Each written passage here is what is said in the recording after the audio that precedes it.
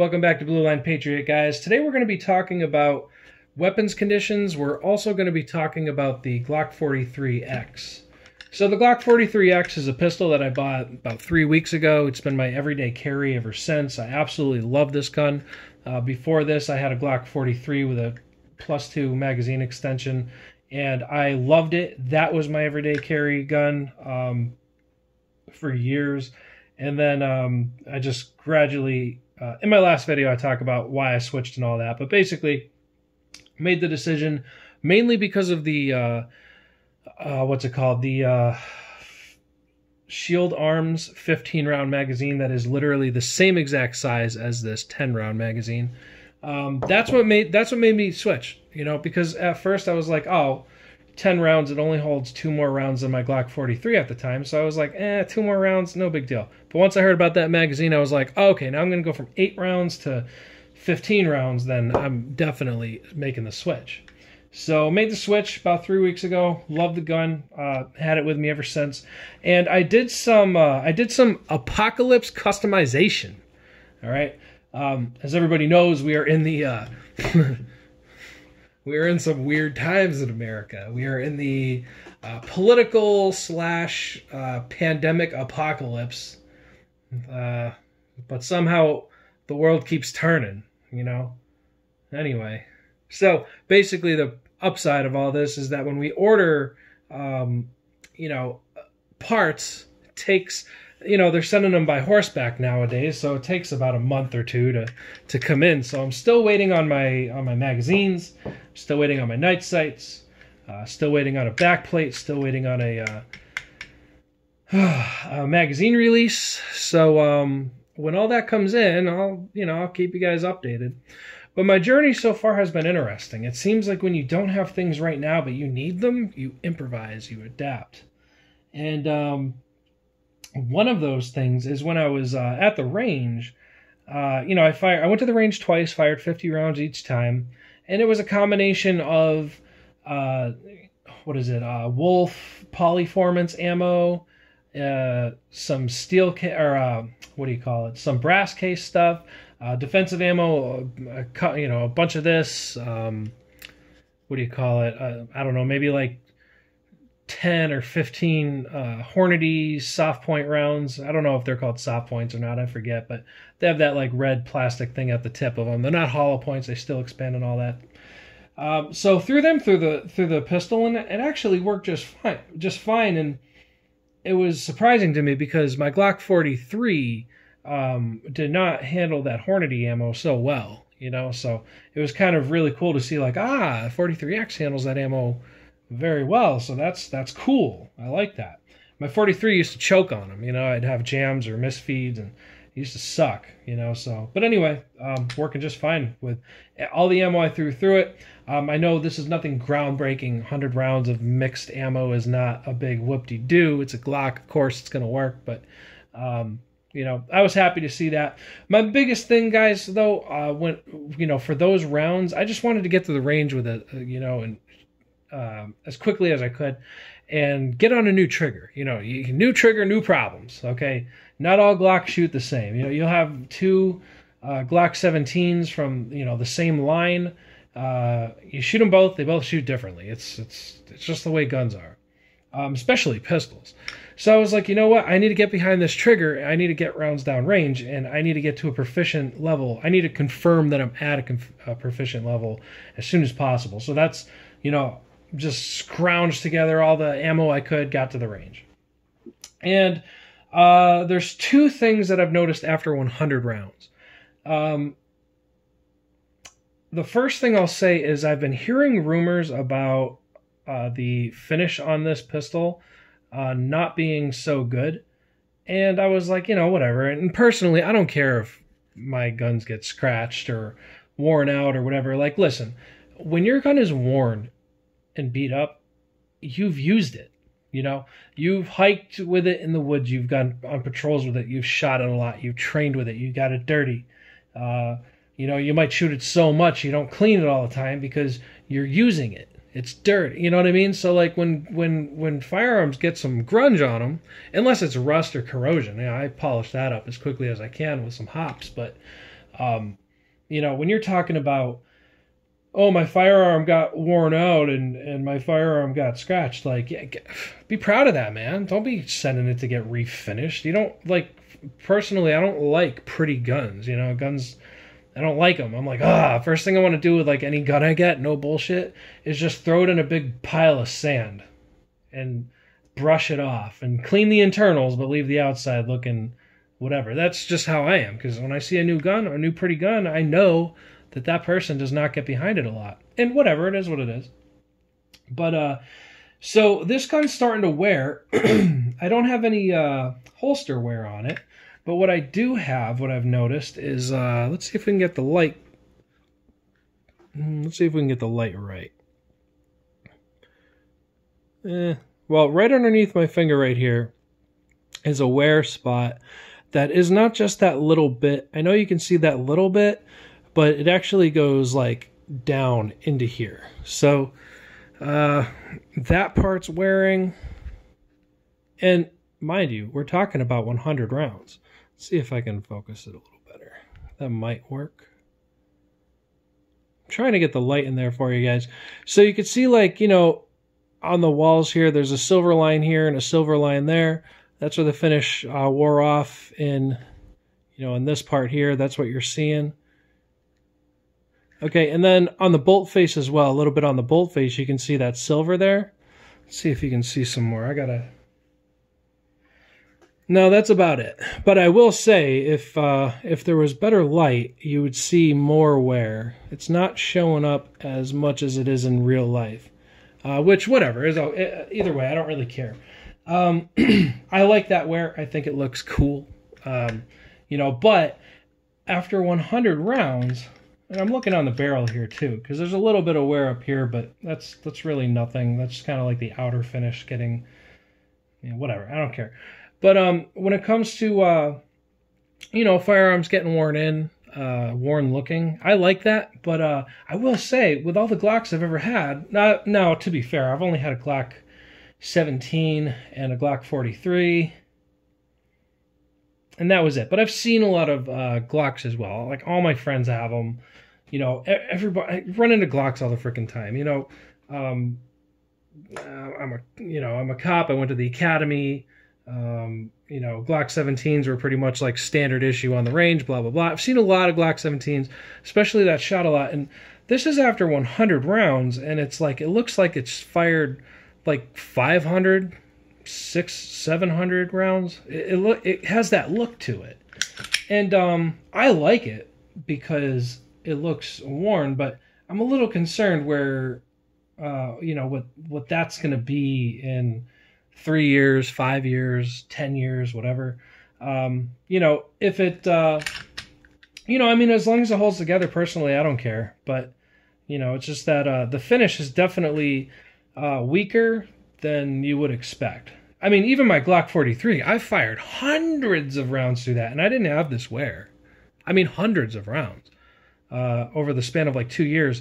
And this is more worn looking than the Glock I had. But again, it's not a big deal to me. Personally, I don't care. So firing those 100 rounds at the range, I discovered that I was getting a hot spot, like a blister. I don't know. You might be able to still see that on my face. Fuck it, whatever.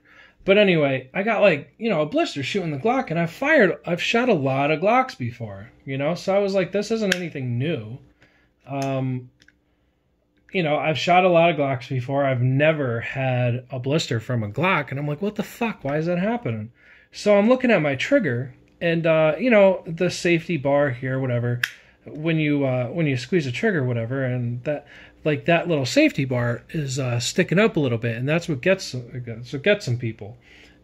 Gives you that little blister. So what I did, I'm going to see if I can get closer here to show you. What I did is I took a file so that this little bar wasn't sticking up anymore. See, it's sticking up, but like when I press the trigger in, it's flush with everything else.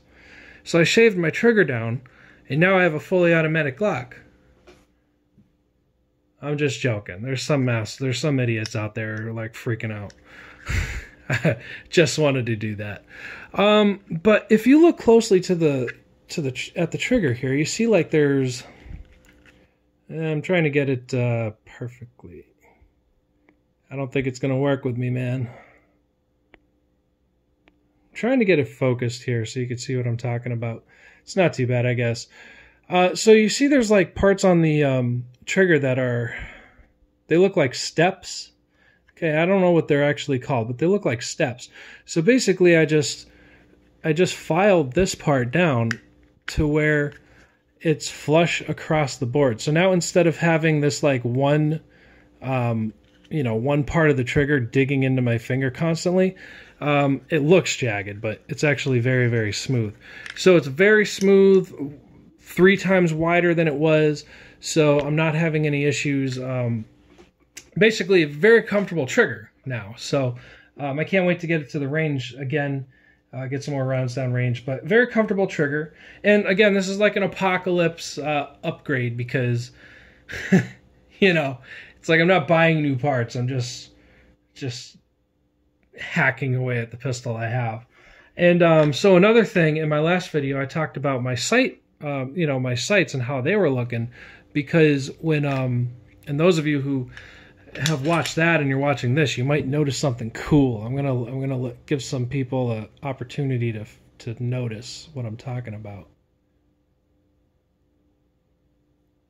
So you might have noticed if you've seen the last video, if not, whatever. The sight picture, or the sights, originally when I'm aiming, like my front dot, the bottom maybe 20% of it disappears. And that's a very common thing with most Glocks.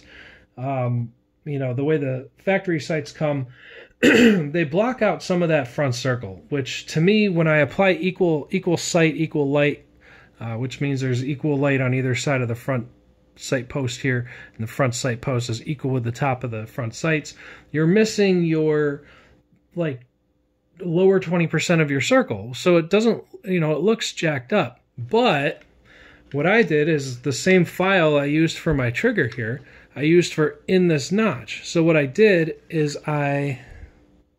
see if I can focus it. Okay, so what I did, and if you look real close, you could see those kind of scoring marks, because I got my, my file, and I went ahead and filed down in that notch, and I was able to open that up. So now when I aim, I know you can't see it because it could really only focus, I guess, on one thing at a time here.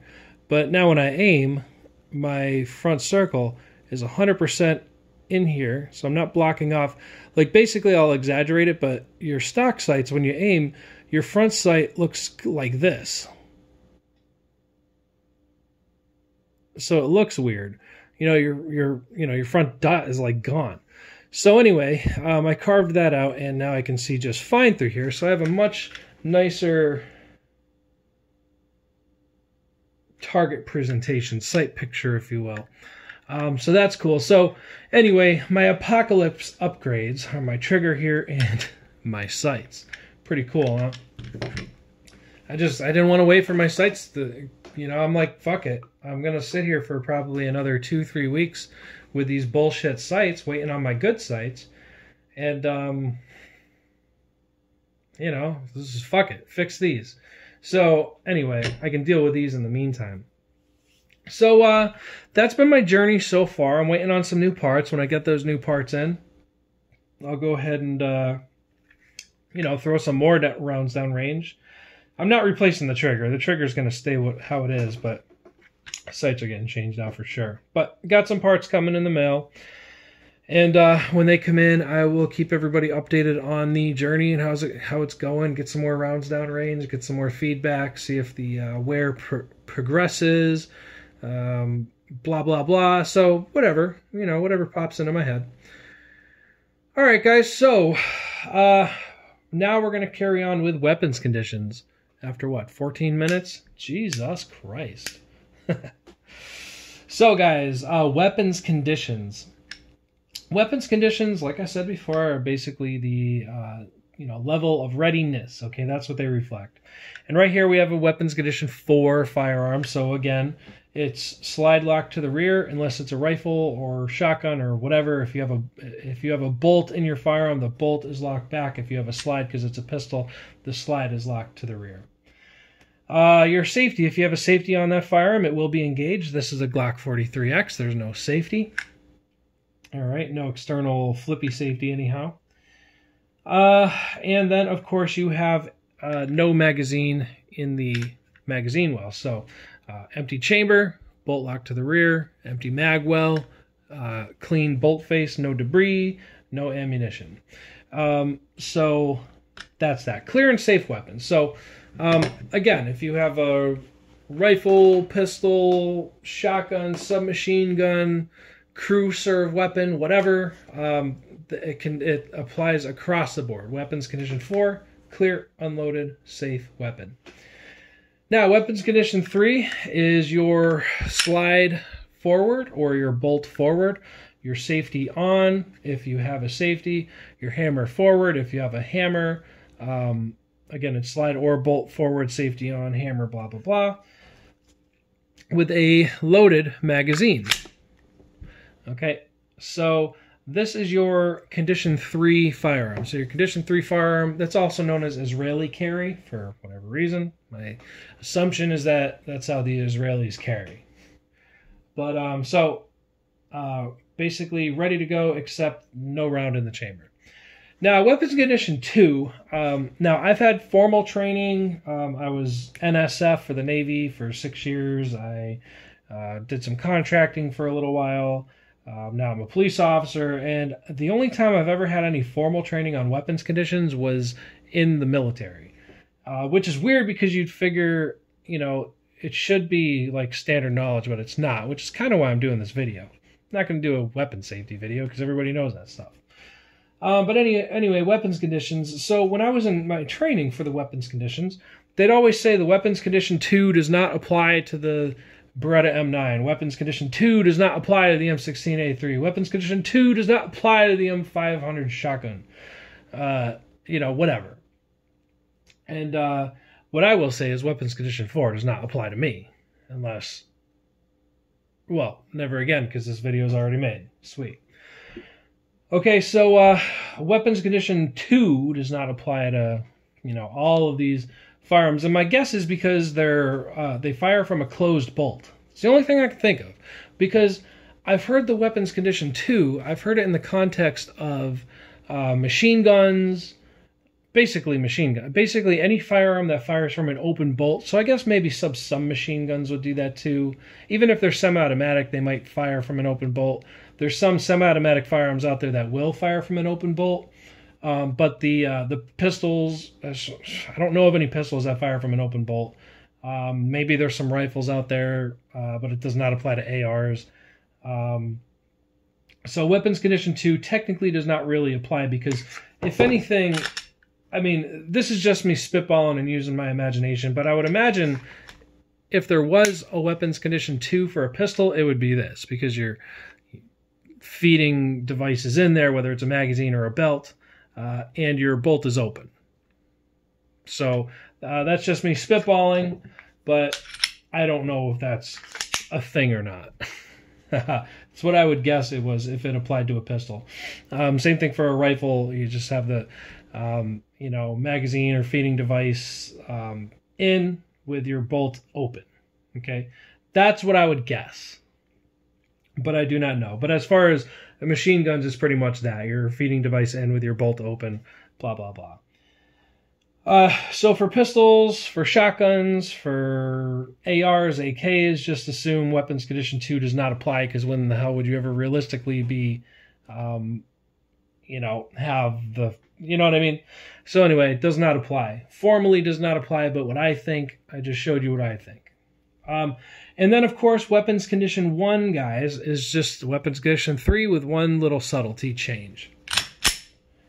There you go. And that's weapons condition 1. Weapons condition 1 is a round in the chamber, safety on, loaded magazine, bolt or slide forward. Basically a hot, ready weapon. That is condition 1. So I'm condition 1 now. This is my everyday carry gun, so it's going in its holster. It's going on my side in just a moment. So whatever. It's not like I'm being stupid with it. So I actually got in this conversation not too long ago, maybe about a week ago. I'm going to put a question out there. Those of you familiar with SKSs.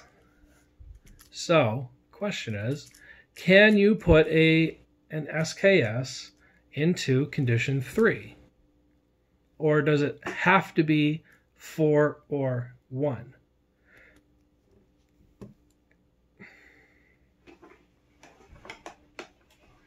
Time's up. So, now, this is a Type 56 SKS Chinese. I got this not too long ago for like, I don't know, $300, maybe 400. I can't really remember. But I got it from Classic Firearms when they brought a whole bunch of these in.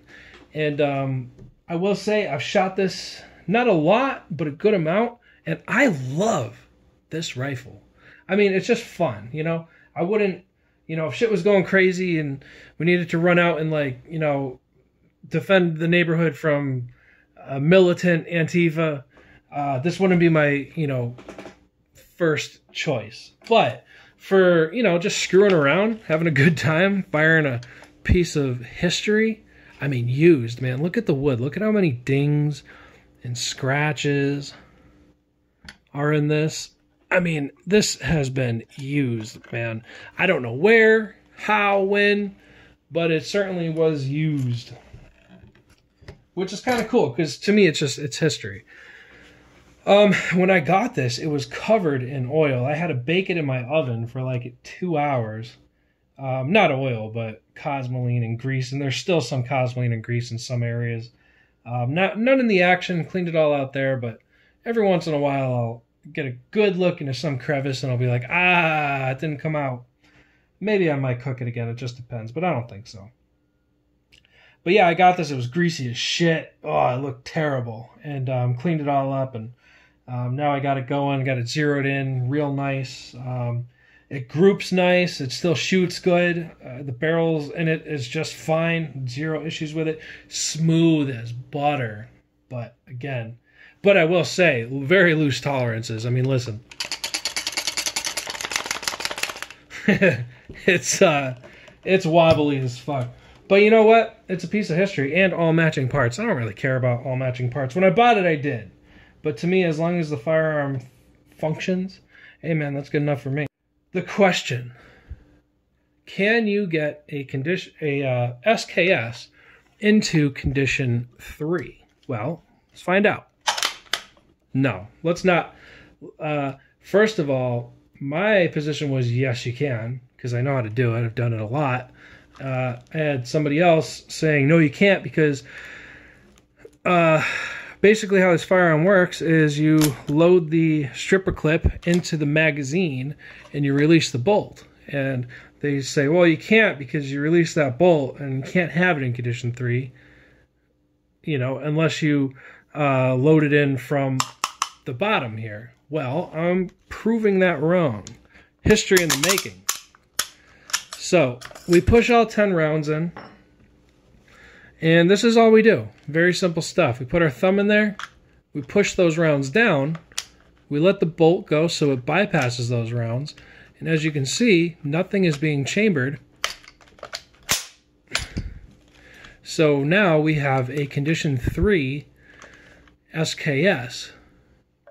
And of course you can put the rounds in, you know, one by one, whatever. But yeah, weapons condition 3 SKS, safety on, of course. Bolt forward, magazine loaded, safety on, condition 3 weapon, ready to go. And if, you know, you had to spring it into action, you're just going to pull on that bolt and send it on home. So anyway, guys, that is it for weapons conditions. That is it for the Glock 43X for now. There's, you know, some goodies here and there around the table that I'm going to talk about in the near future. I'm just waiting on Well, I'm waiting on some stuff to come in the mail, and who the fuck knows when that's going to show up. So that video is pending for the time being. Don't want to talk about it. Don't want to say what it is, but it'll be a pretty cool one. I think a lot of people will enjoy it. But that's it. Weapons Conditions 1, 2, 3, 4. Weapons Condition 2 does not apply to most firearms unless it's an open bolt. That's a big one to remember. And it's the main takeaway from this one. So stay safe out there, guys. Stay safe. Stay American. I'll talk to you all next time. Blue Line Patriot, signing out.